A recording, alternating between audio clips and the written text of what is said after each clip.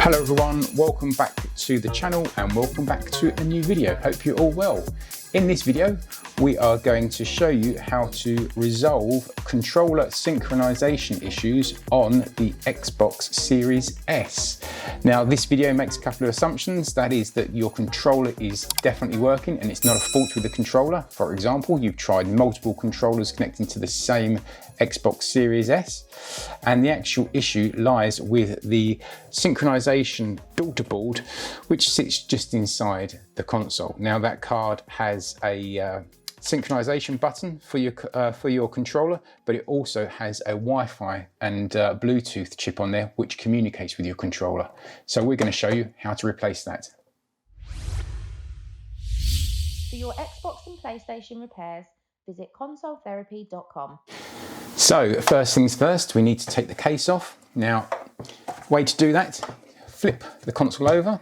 On the back here, you'll see two little white tabs.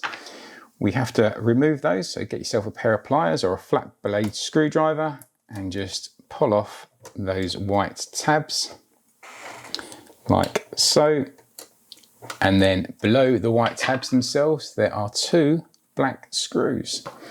Now you need a Torx bit screwdriver to take these screws off. On this one, it's a Torx 9. Simply remove these two black screws like so. And then what we need to do is pop the console onto its top side like so, so the back is facing upwards, and literally slide this back panel, bottom panel backwards like so, and then it just lifts off like so. Next thing to do, we need to remove this top white case. Now to do that, we need to remove the green screws.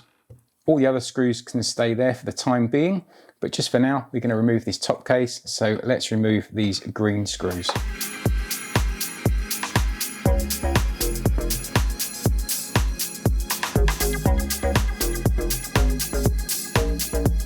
Okay, so with those green screws removed, what we need to do is remove this top white case. Quick tip on this one, just be careful of these two white plastic lugs at the end. That's where the black screws screwed into. They are quite fragile, so when you lift this case off, you can snap them. So just be careful of those.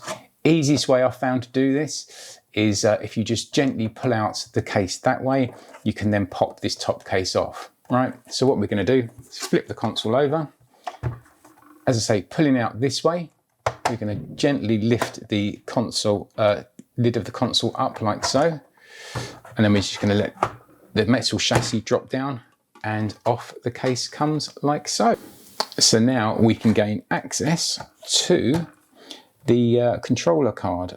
So this is obviously got the synchronization button to synchronize your controllers just down here, tiny little micro switch, and it's got this Wi-Fi chip here, which is Wi-Fi and Bluetooth, which then connects wirelessly to your controller. So if you're having issues connecting your controllers over Wi-Fi, or if this bind button has stopped working and doesn't click anymore, this card here is the one to replace. Now it's held on by 3 black screws. So what we need to do is just pop those off.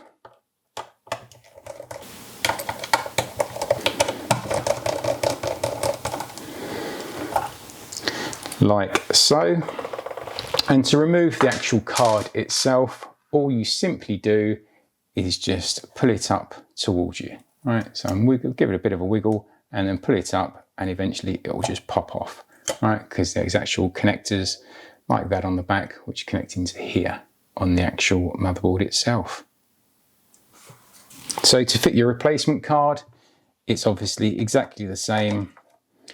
Line up the little connector on the front, give it a little push down, and then put back in your black screws.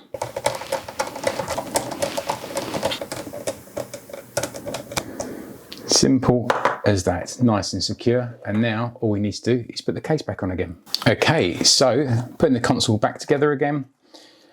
Quick tip for you, obviously get your casing. Now the way to line this up the best way I find is actually use this front USB port, right, on the actual console itself. get that lined up with the USB socket, or hole I should say, at the front of the casing. Easiest way I found to do that. Turn the console up on its back, noting the USB port. Get the case, go this way over, and then essentially make sure the USB ports, you won't go all the way on at this point, but make sure that you can see the USB ports through the hole here at the front. Okay, then when you're in that position, you can then move to the rear of the case, and then just as we were taking off, we need to be careful of these plastic lugs. We can pull them out like so, bend them over the rear of the console like that, turning the console to its front. We can then just pop over the rear casing like so, making sure it's nice, snug fit like that, all the way along, making sure these plastic lugs are seated correctly. You can turn it around, and then you can then add in our green screws. One thing to note before you do that, just make sure that the synchronization button clicks and the power button still clicks. That way you know it's all aligned correctly. Okay, so let's get the green screws in.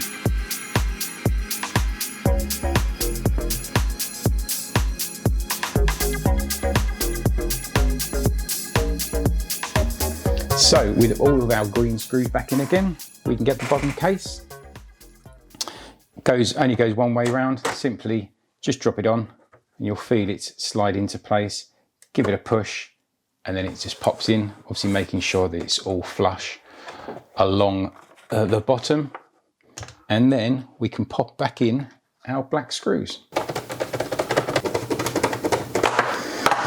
Finally, put our little white tabs back over the screws like so, and then we are done.